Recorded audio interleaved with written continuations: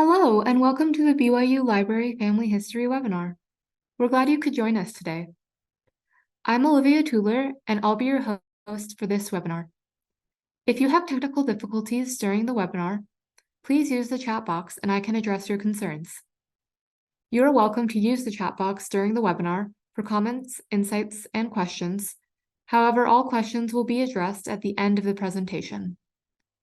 Our next webinar is on September 14th with Dennis Packard. He will be giving a presentation entitled Inspire Library, Sharing Stories of Inspiration. If you would like to access a previous webinar, please visit our webinar index on our website or search on our YouTube channel. All of our webinars are recorded and uploaded by the following Monday for your convenience. We also post links to recordings and other updates on our Facebook and Twitter accounts. For today's webinar, we are pleased to hear from Jeremy Myntti, who will be giving a presentation on discovering your family in digital libraries. Before we begin, here's a little bit about Jeremy. Jeremy Myntti is the Associate University Librarian for Metadata and IT at the Brigham Young University Library. He started in this role at BYU in April 2022 after having 20 years of experience working with various libraries on cataloging, metadata, digitization, preservation, and IT projects.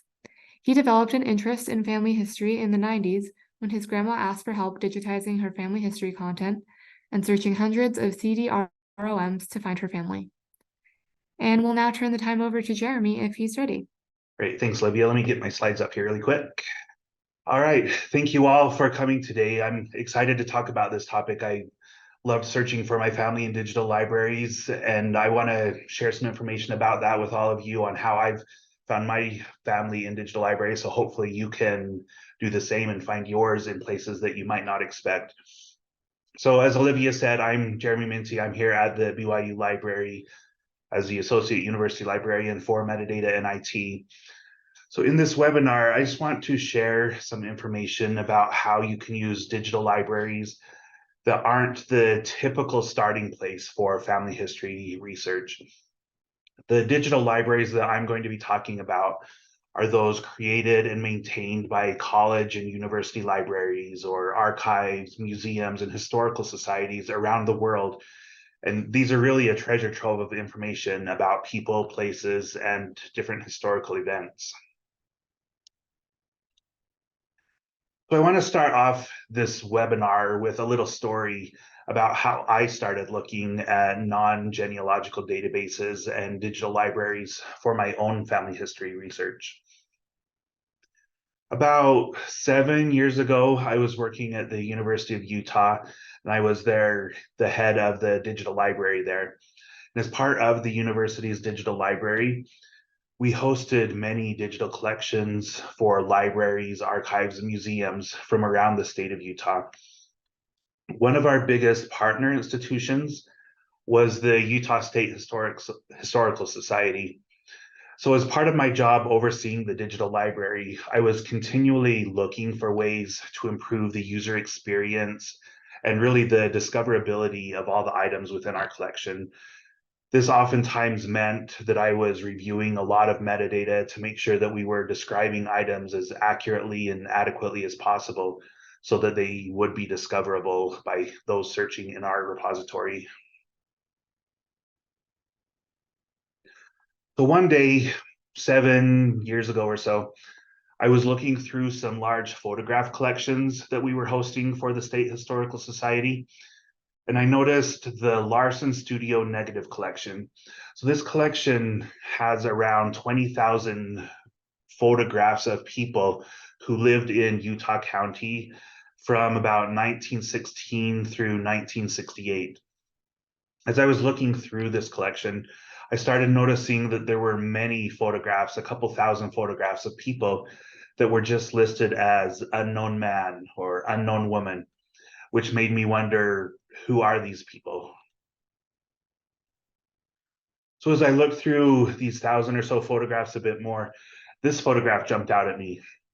This photograph was titled Unknown Woman. But as I looked at that face, I recognized this to be my mother-in-law. It's her high school graduation photo from 1956. Since I worked for the library that was hosting this collection, I was easily able to add her name to the metadata, so she was no longer an unknown woman. But then this made me question all of these other people. They are somebody's family. Who are they? It made me want to look through the collections some more to see if there were other unknown people that I knew. As I looked through the collection, I was able to identify a couple of other of my wife's family members. So I was able to add their names to the record so that they could be discoverable by people who might be searching for their names. But still, this collection has 1,000 or so, 1,500 something photographs where the person is still just an unknown man or an unknown woman. Wouldn't it be great if we could find the right people to identify all of these people so that their photographs could be more discoverable? So with that, I would encourage anybody, if you run across items in any collections like this, where you can identify who that unknown is or where that location is, or any information about the photograph or item that you're looking at, suggest metadata updates to that institution so that they can make those changes so that the items can be more discoverable. This experience also made me wonder what other family photographs or documents might I be able to find, not only in the collections that my library hosted at that time, but in other digital collections such like this around the state, around the country, and really around the world. So with that in mind, here's a quick outline of what I want to talk about in this webinar. First, I'll give a brief introduction to how I'm defining digital libraries for this presentation, and then talk about the types of content that you can find in these digital libraries that are related to family history research. I'll give several examples of different types of digital libraries, along with some tips on searching for and discovering the information that you might be seeking in these libraries. And then we'll just end with a few examples of how I have used these types of digital libraries to find information about my family that you're not always able to find in typical family history resources like Family Search, Ancestry, any of the big family history databases.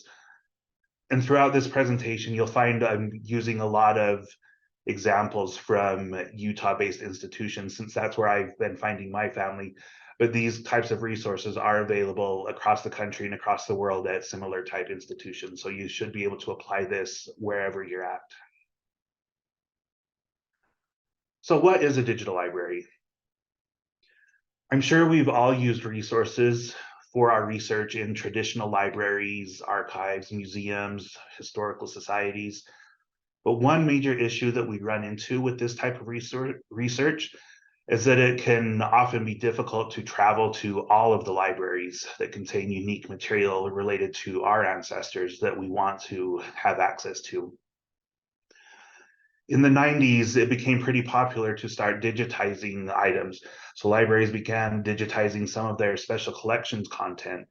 And then they made some of that freely available online so that researchers worldwide could have access to this content. In order to provide a method for discovering the content on the web, libraries began creating digital libraries, which really can be known by many different names, like we can see here. We have digital library, digital history collections, digital repository, digital archives, digital special collections, digital exhibits. Really, for this presentation, I'm just going to lump all of those different types of digital libraries under one digital library umbrella. So these digital libraries provide a means for organizing, searching, and retrieving the digital content that these institutions have made available online. As we all know, putting this online, it makes it so much easier to get the information that you want 24/7. It makes it possible to view content without having to travel long distances to the library that might hold the physical resource. And then it becomes easier to search for items, since now you can search through oftentimes the full text of an item rather than having to search through the pages of a book or a handwritten manuscript or information on the back of a photograph. What types of content might we find in these types of digital libraries? I'm going to show several examples here with, like I said, most of them being things that I have found about my own family in different digital libraries, mostly in Utah, some around the country and other places. This list that I'm going to show really isn't exhaustive, but it's a good sampling of family history content that you can find in digital libraries like this. And also, you need to remember, if you search for content one day in a digital library, the results a week later could be pretty different since new content and resources are being digitized every day. Like I shared with the story at the beginning of this presentation, you can find a lot of historical photographs in digital libraries, such as these examples from the Utah State Historical Society and the Los Angeles Public Library. You can find handwritten or typed manuscripts. These examples are from the University of Utah's manuscript archive. Another form of a manuscript that you might find are diaries or personal histories. The diary here on the left is from the BYU library, and then the one on the right is from the Utah State Historical Society. You can find many published or unpublished family histories. These two examples are from the Utah Humanities Research Foundation.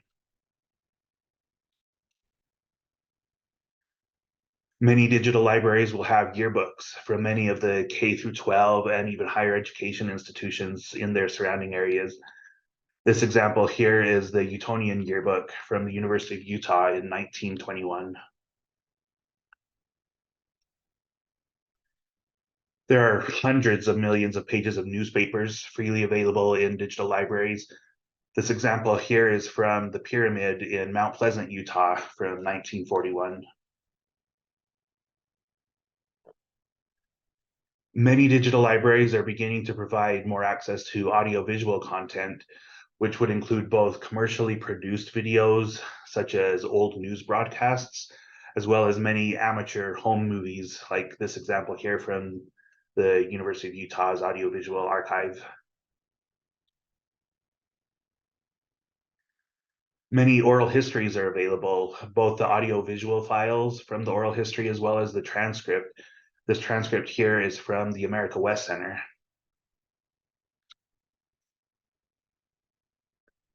You can find many items related to historical events, including histories of cities and counties. These examples are from Utah State University and the Utah Government Digital Library. You can find family Bibles where you might find information about the family, such as a list of ancestors or descendants, handwritten on the pages, and many of them include information on that family's traditions. This example is the Baldwin Family Bible from the State Library of North Carolina. Or you could find historical funeral programs, this example from the Digital Library of Georgia. And while you can usually find military records like this World War I draft board register in typical genealogical databases, there are some that are still only available from specific institutions that haven't been added to the big databases yet. So you may find things that you never knew existed. Then there are also some church or cemetery records. These examples are from Utah State University and New York Heritage for the cemetery record on the right.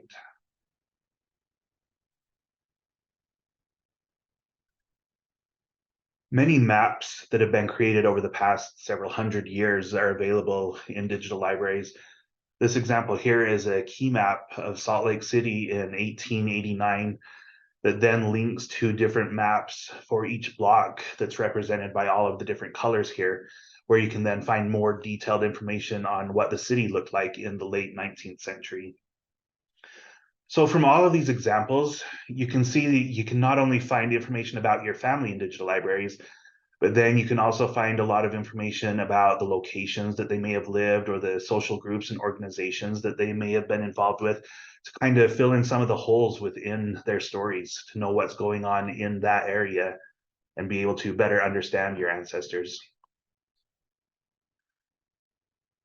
Digital libraries can vary immensely in size and scope of what they collect and what they're able to make openly available online. These are also maintained by many different types of institutions and organizations. So for the next several slides here, I want to show some examples of different types of digital libraries and then how they relate to one another. So first off, let's just talk about some institutional digital libraries. Most colleges and universities have online digital collections, as well as many public libraries, archives, and museums make their collections available. And then oftentimes these larger libraries will partner with the smaller institutions in their area to make portions of their content available. Some of the examples I have here on the top left, we have BYU Library's digital collections. There's the Historical Society of Pennsylvania on the top right. Bottom left, there's History Colorado, and then on the right there is the University of Utah Digital Library. Next, we have some statewide or regional digital libraries. So these types of digital libraries bring together collections from many institutions within their region.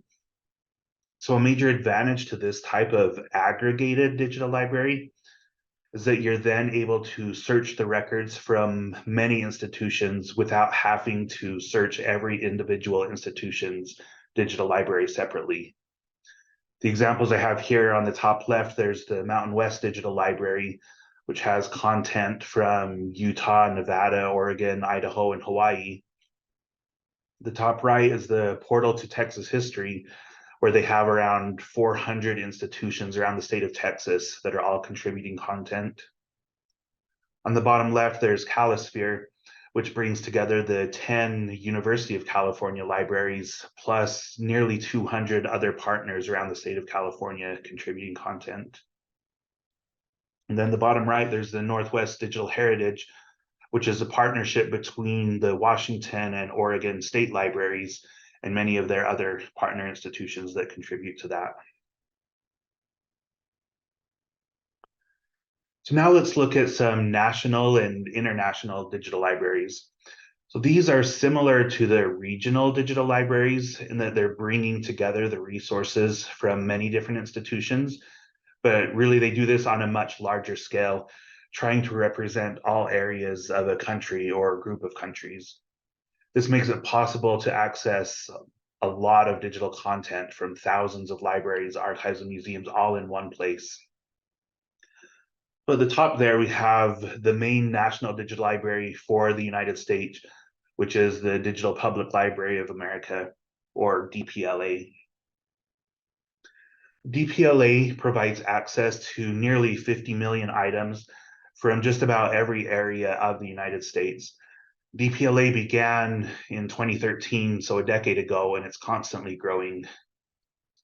There's around 40 or so different service hubs, which are oftentimes the regional digital libraries. So if you think about all of these types of digital libraries, we have the institutional digital libraries that are then brought together in the regional digital libraries that are then all brought together in DPLA. So you can search so many materials across the country in one search engine. The bottom example I have here is Europeana. This includes collections from thousands of libraries, archives, and museums across nearly all European countries. They have over 58 million items available in around 40 different languages. So for me, my last name is Myntti. That comes from Finland. I have a lot of relatives still residing in Finland and areas in Scandinavia. So Europeana is a good resource to find some things about my family. So next, let's turn to a different type of digital library that's really focused on just one particular type of content. While many of the types of digital libraries that we've already talked about here include some newspaper content, there are also many repositories that focus only on digital newspapers. We all know there are the large newspaper databases available where you can pay a subscription fee to access newspapers from around the world, or oftentimes get access through different libraries for that content. The options that I'm going to talk about here are focused more on making the newspapers from a particular state or region available at no cost to the user. So at the top left, we have Chronicling America from the Library of Congress, which includes millions of pages of public domain papers from across the entire country.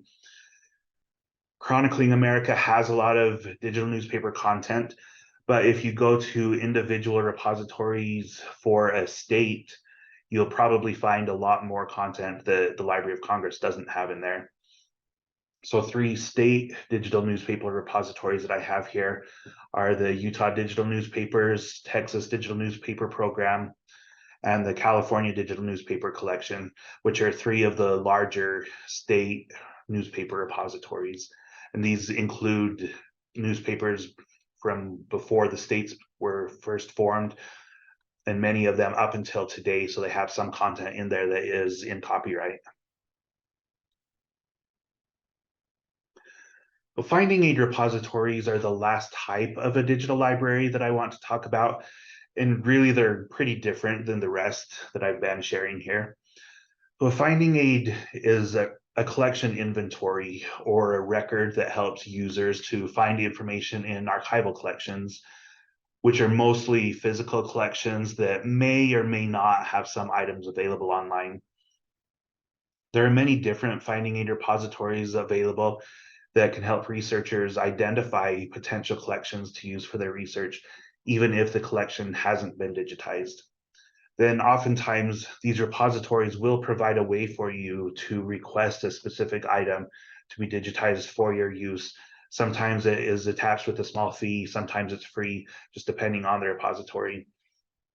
So some of the examples I have here in the top left, there's Archives West, which includes different archives from Washington, Oregon, Idaho, Alaska, Montana, and a couple in Utah. So that's kind of an example of a regional finding aid repository. At the top right, there's archival resources of the Virginias. So that brings institutions from one state together into a single finding aid repository. On the bottom left, we have the BYU Library Special Collections, which would be an example of an institutional finding aid repository. And then on the bottom right is Social Networks and Archival Context, otherwise known as SNAC. So really, SNAC isn't a traditional finding aid repository, but it brings together the finding aids from many different archives around the country to show relationships between people in many of these collections. In finding aid repositories such as these, collections that are digitized will often be linked directly from the finding aid to the digital object. But if a collection isn't digitized yet, most libraries will have a method in place where you can complete a reproduction request form, and then they will digitize certain pieces of select collections for you to use. So now that we've talked about different types of digital libraries that we can search, I want to share a few tips for searching and discovering content in these types of databases.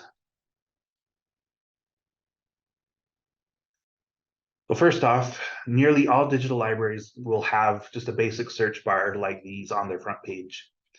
These search boxes will generally have a Google-like feel where you can enter keywords and search across the entire digital library. So when you are looking at a new digital library, I would recommend always starting with doing some basic searches in the search box like this so you can get to know the digital library and get a feel for the type of content that you might be able to find in it. And then after doing some initial searches, you might discover some specific types of data that the digital library has in different metadata fields. So you could try using the advanced search. These advanced search options will then let you search specific fields, such as the title or the creator or author of an item, or you could use this to search only within specific collections. With these advanced searches, while they can be useful, I found that the majority of searches are generally easier to conduct just within the basic search, like from the previous slide. In order to have the most successful search, you really need to know what metadata is and the type of data that you're searching when you hit the search button. So metadata can be defined as data about other data, or else it's just information that describes the digital object. So with this example here on the left, we have the metadata describing the journal page on the right. Digital libraries use a few different standards for creating this type of descriptive metadata, but you can almost always find fields such as the title, date, the description, the subject of the item, and the creator or the author.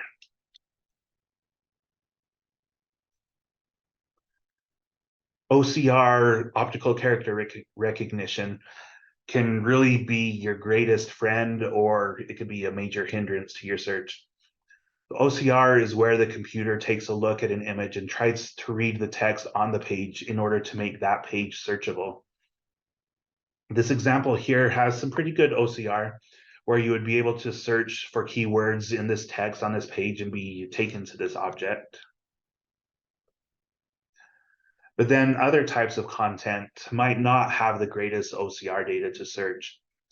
This can really depend on the quality of the original item, how the item was scanned, or when the OCR text was created. This example here is from a newspaper article, and you can see that there are a lot of errors in the OCR comparing the left side to the right side, since the quality of the scanned image on the left is from microfilm newspaper that wasn't the greatest quality to start with. So OCR can help you or it can hinder you when you're conducting searches, just depending on the quality of the image. When you're searching, you need to be thinking about the terms that you're using and whether or not there are other forms of the words or related terms that you might want to be searching because they may have been described that way. One example is dog. If you search for the word dog, you probably won't find other items that might have used the word canine, puppy, or hound in them.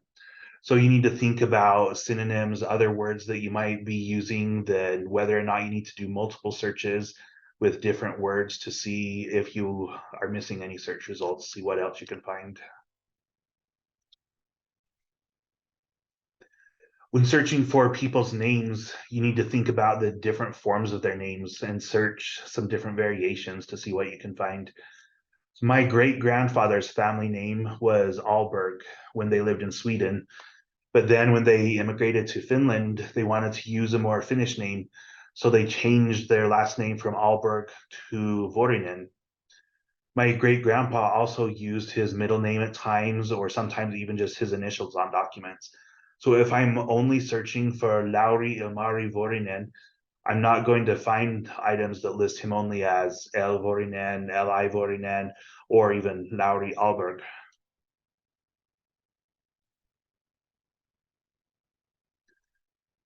If you want to search for an exact phrase, you can enclose that phrase in quotes like these examples. This can be a great help if you know exactly what you want and exactly how the phrase was used, but you need to be careful. Like you can see here, there's a lot of different forms of this name.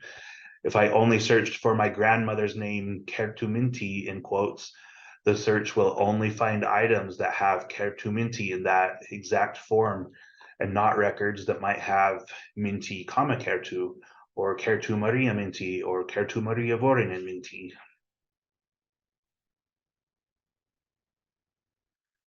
To help with some of these issues, you can use Boolean operators such as and, or, and not. So if I search Vorinen or Alberg, I'll be able to find items that have either one of those last names in them. I could also then add in Lauri and at the beginning. So now I can find all items with Lauri Vorinen or Lauri Alberg. You can also use not, such as Vorinen not Alberg. So that search would find things that have the word Vorinen in them, but it would leave out anything that also had the word Alberg in the record.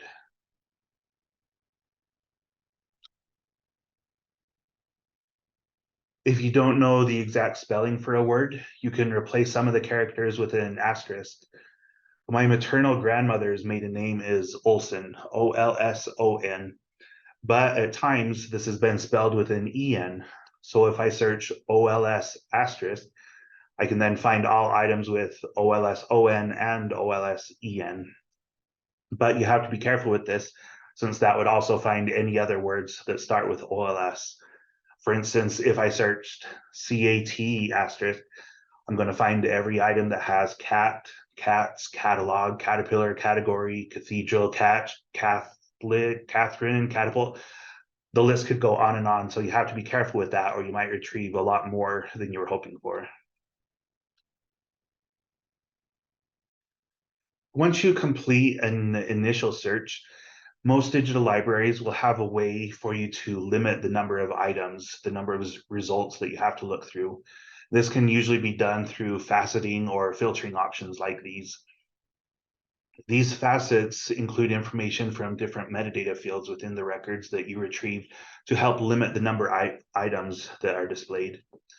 These facet examples here show how you can limit your search to specific things, such as a specific topic, items from a certain geographic region, a certain type of content, or even a date range.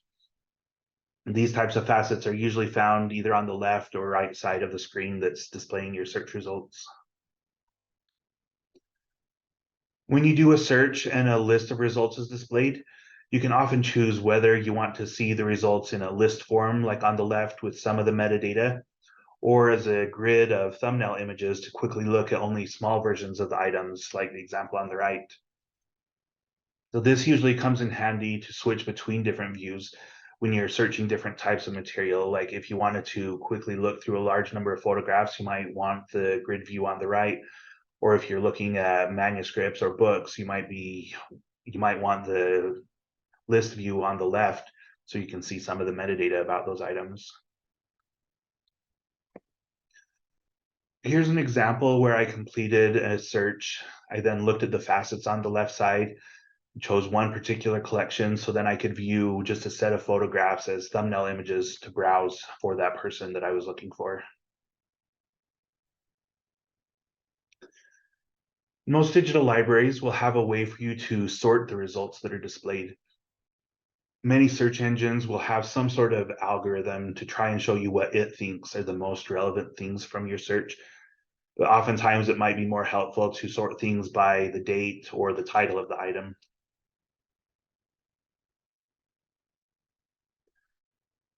One final tip that I want to talk about is the rights that you might have to use an item that you find.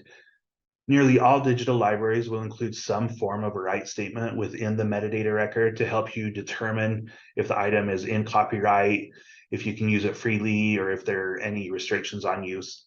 We don't really have time to dive too deeply into these different types of right statements, but I've included some examples here of right statements on the left that were developed by the Digital Public Library of America and Europeana.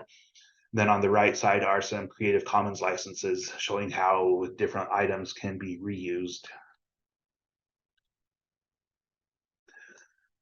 So now I want to run through just a few examples of when I have found that I've used in my own family history, where I've been able to do some research using different digital libraries. These examples here, I've used a lot of screenshots from many different digital libraries. Some of these screenshots I created a couple of years ago. So if you try to replicate some of the searches on the sites today that I'm going to show, you might pull up some different results since more digital content has been added to all of these digital libraries. So this first example, I'm going to show how DPLA brings together metadata records from other institutions and their network digital libraries. First, I'll start by searching for my last name in DPLA. I have a fairly unique last name, and the majority of my Myntti relatives still live in Finland and Sweden. So I assumed that I wouldn't find a whole lot in DPLA since DPLA focuses on content from the United States. When I did this search a few years ago, I found 57 items in DPLA that had the word Myntti. That looked like a pretty good number of items to go through, but I quickly noticed that 52 out of the 57 items were things about me and not people that I wanted to really research. So with that, I changed the sort order to show the oldest items first, since all of my content that I've created and added to DPLA are things that have been created within the past decade. So I wanted to be able to see the older stuff before my stuff. Then I looked closely at the second item that pulled up here and noticed that face at the top middle looked familiar. I clicked on it to see the full item, and I found this photograph from 1963 that has my grandpa, Leonard Myntti, when he lived in Van Nuys, California, and was helping to advertise a Hawaiian luau for his local church. So to show how DPLA is built from records from many different digital libraries around the country, DPLA was then able to link me here to Calisphere, the statewide digital library in California, which then linked me to TESA, the institutional digital library at the Los Angeles Public Library. So this helped me to find a photograph of my grandpa that none of my family, my dad, my aunts, uncles, none of them had ever seen this photograph before. And like I mentioned earlier, if you do the exact same search again at a later date, you might find more content. That original search that I conducted with my last name included 57 results. I did that in 2019. So again, this week I searched for my last name in DPLA, and now you can see there are 199 results with my last name in it.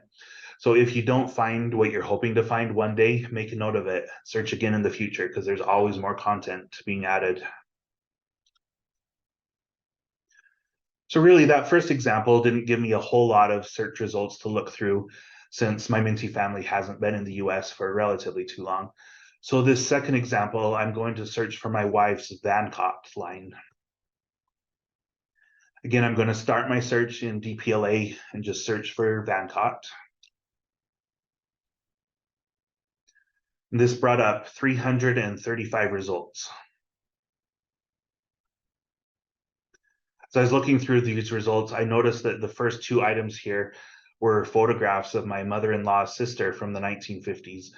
And you might also notice that these photos are very similar in style to the ones that I shared at the very beginning of my mother-in-law that were named Unknown Woman. They're part of that same collection from the Utah State Historical Society that I was able to then find that collection here in DPLA.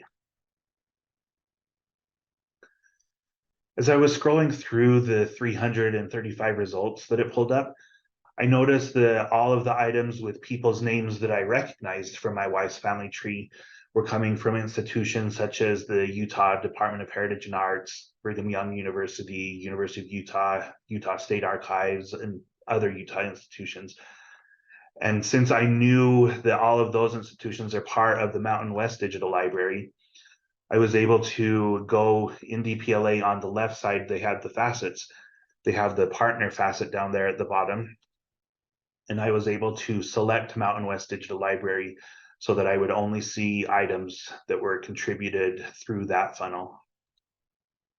So now using that facet, I was down to 89 results to look through.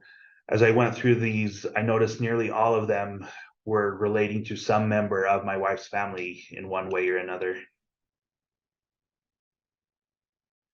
As I was looking through these, I started noticing several other photographs that had some generic information such as Vancott birthday or Vancott wedding. I was looking at the metadata for those items and I couldn't find any full names of the people that were in those photographs. So we still need to do some more research on those to see if we can identify whose wedding it was or whose birthday party the pictures were taken at. Then when we can figure out who those people are, then we can share that information with the library that contributed those items so that they can add it to their metadata to improve access for other people that might be searching for those people's names. Also, in looking through these results, I was able to find photographs of my wife's mother, aunt, first and second cousins, as well as a few other distant relatives dating back to the early 1900s. I also found the journals of my wife's third great grandpa from the late 1850s. And then I found a lot of other information from letters, books, and handwritten manuscripts about the life of some of my wife's relatives. Found out that one of them was a prominent lawyer in Salt Lake City in around 1900. And then another was an administrator at the University of Utah in the early 1900s. So now for my third and last example here, I wanted to search for my maternal grandmother's tanner line, since members of this family have been in Utah since the pioneers first settled here in the mid 1800s, and they were a prominent family in the East prior to that. So I figured I would find several resources related to the tanners. So I again went to DPLA to start my search. I searched for John Tanner, since he was one of the prominent pioneers that came to Utah in 1847. And with that search, I retrieved 1,287 results. That was really more than I wanted to look through. So since I knew that he had moved to Utah later in his life and parts of his family have been here for many years, I changed the search just to be John Tanner, Utah. So now with that search, I only have 19 things to look through, which is a lot more manageable than 1,200 some odd. When I took a look at the first result here, I noticed that it's titled Descendants of John Tanner. It has his correct birth date, death date, the place names for him. So I knew that this was something that I wanted to find, something I wanted about this ancestor. In some other searches that I've done in the past at libraries, I've been able to see that this book existed in special collections in many libraries, but I haven't been able to travel to those libraries to see the book. So now, thanks to the University of Wisconsin, I have access to this book that was digitized by them and then made available through the Hobby Trust, which was then harvested into DPLA. And after scrolling through the other results that came up with this, those 19 results, I was able to look at the facets on the left side to see where these items were coming from. And again, I was noticing a lot of Utah-based institutions. There was the University of Utah, Utah State University, BYU, and the Utah Department of Heritage and Arts. So with all of this metadata, when DPLA takes the metadata from the different digital libraries and puts it into their search engine, they aren't able to pull all of the information about items that are available, such as DPLA doesn't pull in all of the OCR text. So if you have a text document, you're not going to be able to search through the document on DPLA, which makes it so you might not find every item that you want to find in DPLA. So since I knew that there might be other content in these digital libraries that you see on the screen here that isn't easily discoverable in DPLA, I then decided to go to search the digital libraries from each of these institutions, where I was able to find several other resources about the Tanner family. And after finding a lot of other digital resources that I could learn about this family, I started wondering what other related archival collections might be at these same libraries that they just haven't digitized yet. So with that, I turned to a finding aid repository. I went to Archives West to search the finding aids for some of these institutions. So the search for Tanner, Utah returned 195 collections from the University of Utah, and then an additional 79 collections from Utah State University. So now I can go through some of these collections to find if they have been digitized, and if they haven't, I can go through and see what might be useful for my research, and then make requests to those institutions to digitize portions of their collections that I would be able to use in my own family history research. So that was really a quick overview of how you can discover your family in digital libraries that aren't the traditional source of genealogical information. A lot of this was Utah-based and based on searches that I have personally done, but these same principles can be applied to any digital library that you come across, any search that you want to do for your family. With this slide deck, I have many links to sources for these examples that I've shared and how to use them. So I can make these slides available if anyone is interested on seeing those sources. And with the remaining time here, we'll just open it up for any questions that you might have. Thank you so much, Jeremy. Yeah, if anybody has any questions, you can type them in the Q&A section or in the chat. In the Q&A, Jan B says, is there a master list of the types of institutions you discussed? So in my slides, I can make them available. I can send them to Olivia to make available wherever y'all can get to them. And in there, I do have several slides. Let me just go through some of these. I have some examples listing the institutions that I was able to share in this presentation. But based on those, if you know of an institution in a certain area, most likely they would have the same type of digital library that you would be able to search for that institution's name in digital library. And most of the time you would be able to find those that you'll be able to search for different parts of the country, different parts of the world, really. We have another question in the Q&A. They say, what are some of the federal government institutions other than Library of Congress, if any? So the only other one that I've really used is the National Archives in Washington, D.C., just down from the Library of Congress. They've made some of their collections available online. Oftentimes with National Archives, their collections are also included in other big databases like with Ancestry or typical genealogical sources. But I believe they do have some information online that you can search only through their site. So Library of Congress and National Archives would be the two biggies. Oh, so you said meant similar to a directory of all institutions. That's a good question. I'm not sure there. If to find a directory of institutions, if you go to DPLA's website, down at the bottom, you'll find a link that says partners. I believe that's what it's called. And when you go to that, they'll list all of their partner institutions. So from there, you would be able to go to DPLA's partner, and then from their website, you'd be able to see all of the different institutions that contribute to those different partners. So that would be the closest thing to a directory that I can think of, starting at the highest level with DPLA and then kind of drilling down from their partners down to the smaller partners and go from there. All right, thank you everyone for your questions. And if we don't have any other ones, we can go ahead and close. Great, thank you all.